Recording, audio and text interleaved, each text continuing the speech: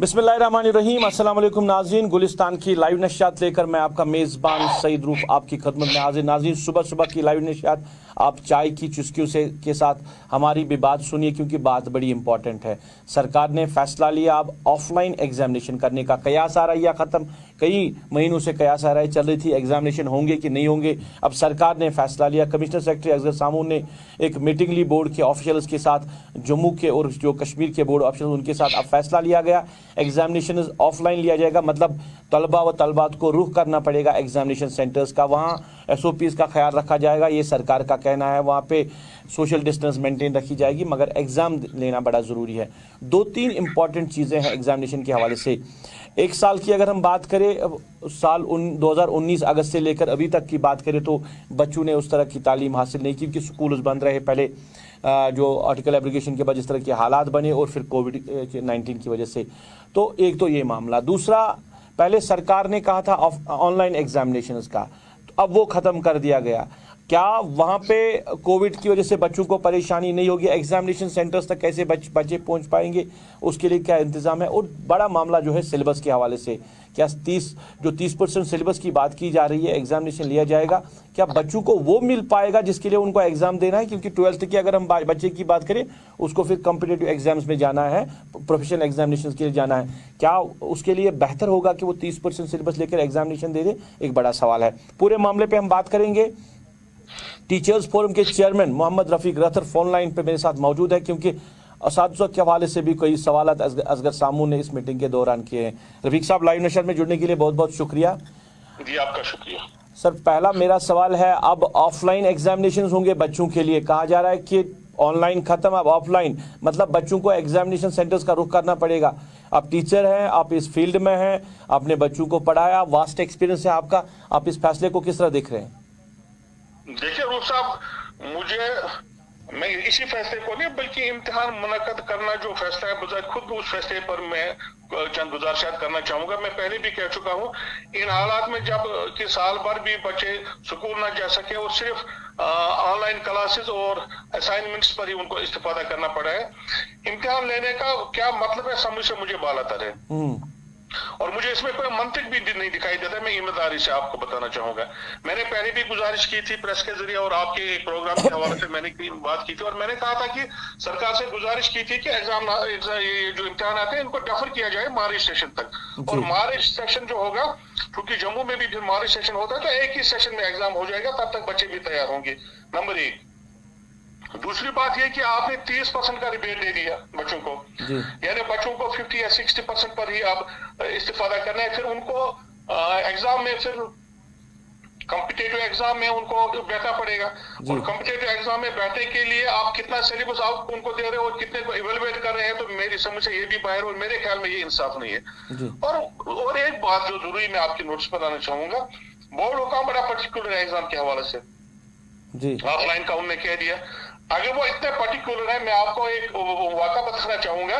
मार्च में एग्जाम होना था बायनवल हमारा जी, हजारों की तादाद में जो बच्चे ये पास नहीं कर सके 10th 11th और 12th, इसमें दिसंबर में, मार्च में उनका एग्जाम होना था जी, कि उनमें एग्जाम भी, उनके फीस भी हुए जी, उन्हें फॉर्म भी भरे, उनको रोल नंबर भी उनके इशू हुए, डेट शीट भी इशू हुआ, आज तक उनका एग्जाम नहीं हुआ जी। अब हजारों की तादाद में बच्चे हैं जिनको आपने रोल नंबर भी इशू किया, सेंट्रल नोटिस भी इशू की, स्टेशनरी भी इशू किया, और उसके बाद भी उनको आप इम्तिहान नहीं करते। लेकिन इनके बारे में आप जबरदस्त पर्टिकुलर है।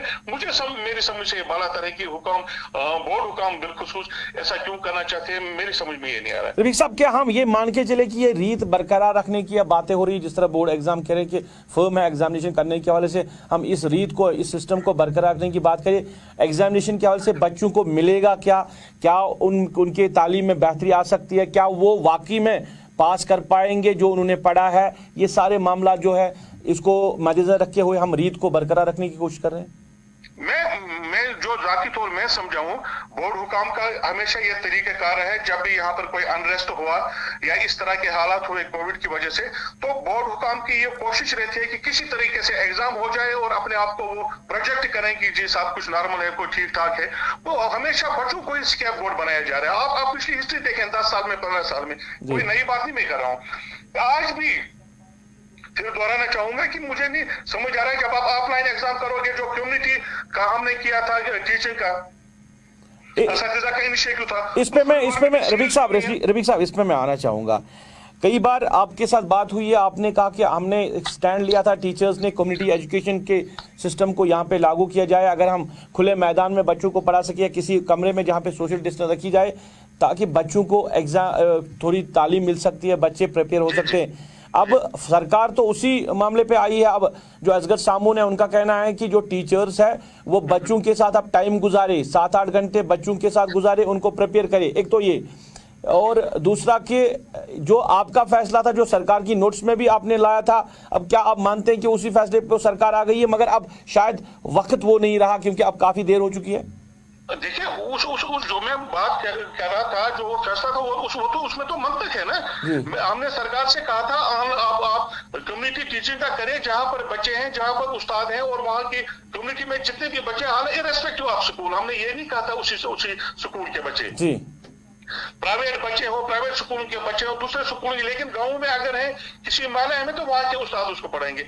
लेकिन मैं फिर दोहराऊंगा, गवर्नमेंट ने उसको ऑन नहीं किया था, हमारे इनिशिएटिव को। जी, अब बात वहीं पहुंची।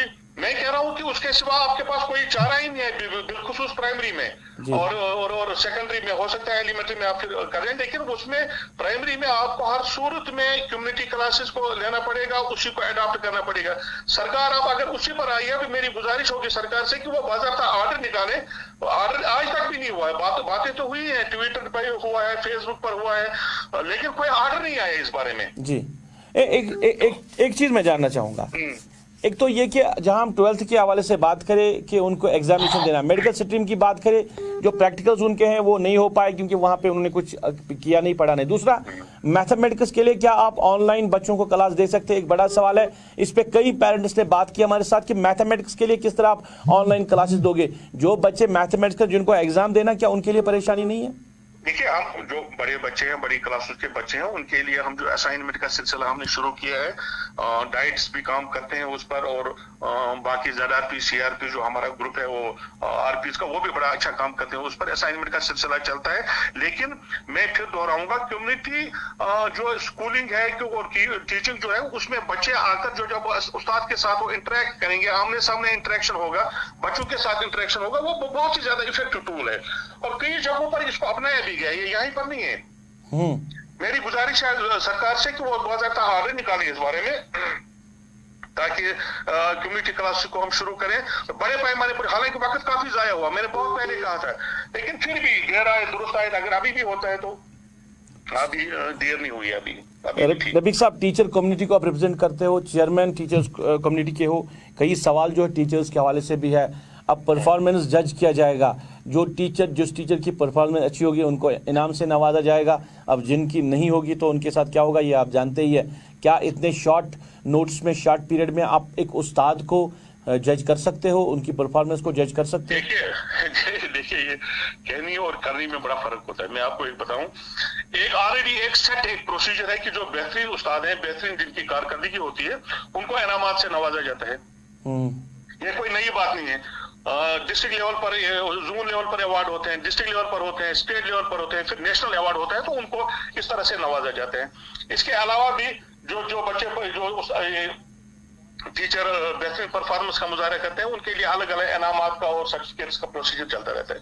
लेकिन ये कहना है कि उनको डिमोट किया जाएगा जिनकी परफॉर्मेंस ठीक नहीं होगी, जी, उनको टर्मिनेट किया जाएगा, इस तरह का कोई प्रोसीजर हमारे महकमे में नहीं है।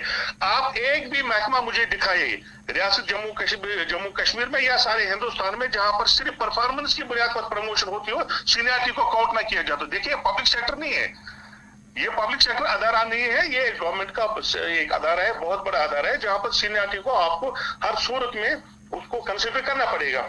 ठीक है, अगर आप जिन असतिज़ा कराम की परफॉर्मेंस है उनको नवाजना चाहते हैं, तो मेरी गुजारिश है उनको एडवांस इंक्रीमेंट दे दें, 1 इंक्रीमेंट दे दें, 2 इंक्रीमेंट दे दें, 3 इंक्रीमेंट दे दें, उनको एडवांस जिनकी परफॉर्मेंस अच्छी है। लेकिन उसके लिए एक सेट प्रोसीजर होना चाहिए कि आप उनकी जो परफॉर्मेंस है उसको कैसे मेजर करें, उसको कैसे जांचें, उसके लिए एक सेट प्रोसीजर होना चाहिए, वरना फिर नेपोटिज्म होगा। और मसला वहीं पर रुकेगा। और इम्पोर्टेंट बात यह है कि आपने महकमे ने एक प्रपोजल बनाया है एजुकेशन एडमिनिस्ट्रेटिव सर्विस का जी, जिसकी रूह से असातिज़ा कराम जो हमारे काबिल और ज़हीन और आला डिग्री याफ्ता असातिज़ा कराम है वो एग्जाम क्वालिफाई करेंगे, बाज़ाब्ता एग्जाम होगा जिस तरह से KS होता है, IAS होता है, IES होता है वगैरह एग्जाम जो होते हैं, इसी तरह एजुकेशन एडमिनिस्ट्रेटिव सर्विस में एक एग्जाम होना है। उसके लिए वो कमेटी भी बनी है जो इसके लिए मॉडलिटीज बना रहे हैं।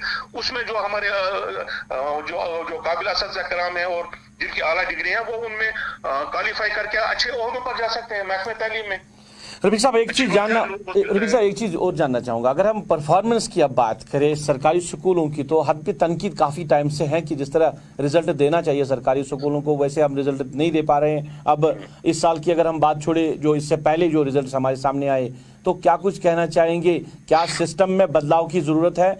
ये भी देखिए, आपने नेपोटिज्म की बात की तो ऐसा लग रहा है, क्योंकि आप एक टीचर जो कई 10 सालों से 8 सालों से एक ही स्कूल में जिसकी पोस्टिंग हो, तो ये कहीं नेपोटिज्म ही इसको मानते हैं हम। तो क्या आप मानते हैं कि सिस्टम को बेहतर करने की ज़रूरत है, जो कुछ लूपहोल्स है उनको तब्दील करने की ज़रूरत है?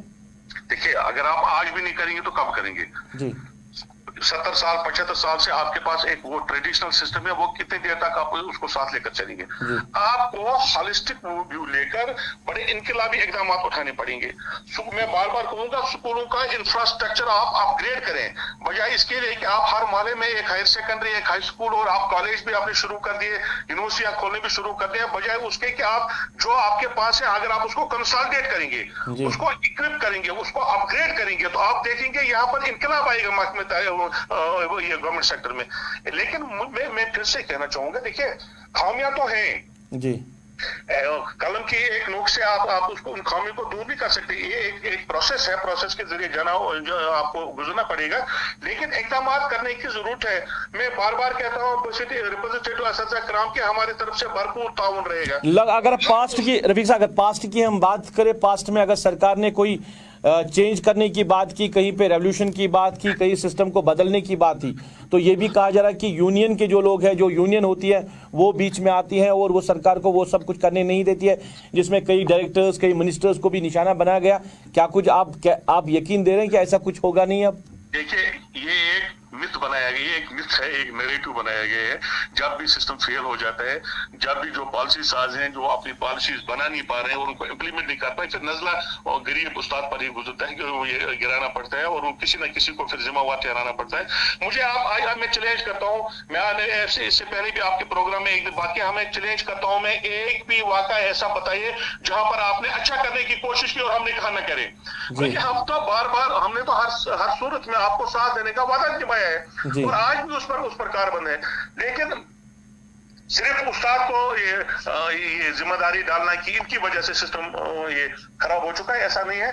सिस्टम को ओवरहाल करना पड़ेगा ऊपर से नीचे तक जी, और हॉलिस्टिक व्यू लेना पड़ेगा और बड़े इनकलाबी इकदाम उठाने पड़ेंगे। असातिज़ा कराम हर एक उस कदम के साथ है, उस इनिशिएटिव के साथ है जो बेहतरी की तरफ होगा। मैं आपको यकीन दिलाना चाहूंगा। चलिए रफीक साहब, बात करने के लिए शुक्रिया, लाइव नेशन में जुड़ने के लिए शुक्रिया। नाज़रीन, Mohammad Rafiq Rathore chairman teachers forum से बात कर रहे थे कि इनकलाबी इकदाम उठाने की ज़रूरत है। टीचर्स फोरम इनके सरकार के फैसले के साथ बराबर है, मगर बात जो काम कर रहे हैं वो एग्जामिनेशन के हवाले से। अब सरकार ने फैसला लिया, एग्जामिनेशन होंगे, मगर कुछ ऐसे मुद्दे हैं, कुछ ऐसे इंपॉर्टेंट है जो रफीक साहब ने भी जिनका जिक्र किया कि मार्च में जो आपका यहाँ के प्राइवेट बच्चे हैं, चाहे 12वीं की हम बात करें, मैट्रिक की बात करें या 11वीं जमात के बच्चों की बात करें, जिनके बैकलॉग्स हैं उनको, उन्होंने एग्जामिनेशन फॉर्म भरे हैं, उन्होंने फीस भरा है, उन्होंने रोल नंबर स्लिप जो है बोर्ड से वो भी हासिल की है, मगर मार्च से लेकर अभी तक उनका एग्जामिनेशन नहीं हो पाया। तो आप रेगुलर बच्चों पे फोकस क्यों कर रहे हो? एक बड़ा सवाल है।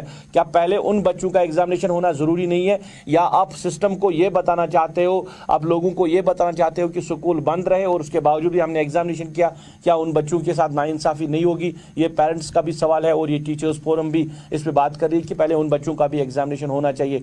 अब ऑफलाइन एग्जामिनेशन के हवाले से टीचर्स को बच्चों के साथ टाइम गुजारना है, जो अभी बात करे थे मोहम्मद रफीक राठौर कि हमने पहले ही कहा था कि जो कम्युनिटी एजुकेशन है उसको अप्रूव किया जाए, टीचर्स पढ़ा सकते हैं बच्चों को, शायद बच्चे इन टच रहेंगे और एग्जामिनेशन में भी जो बैठ सकते हैं। अभी की अगर हम बात करें तो शॉर्ट नोट्स में एग्ज़ाम होना बड़ा मुश्किल है। तो यही हर तरफ से अब जो आवाज़ें आ रही है, जो पेरेंट्स हमें लिख रहे हैं सोशल मीडिया पे कि मार्च का सेशन जो है वो एग्जामिनेशन के लिए मुकर्रर किया जाए, तब तक बच्चों को कम्युनिटी स्कूलिंग के हवाले से या कोई और तरीका निकाल के बच्चों को तालीम दी जाए, बच्चे पढ़े कुछ, उसके बाद एग्जामिनेशन बैठे। क्योंकि 12वीं जमात के एग्जामिनेशन में आप सिलेबस कम करके उनके एग्जामिनेशन लेना उनके मुस्तकबिल के साथ शायद खिलवाड़ हो सकती है। अभी की लाइव नशात में बस इतना ही। मुझे मेरी पूरी टीम के साथ, मेरे ऑनलाइन इंटर खालिद मुश्ताक के साथ दीजिए इजाज़त। आप अपना ख्याल रखें, हमें दुआओं में याद रखें।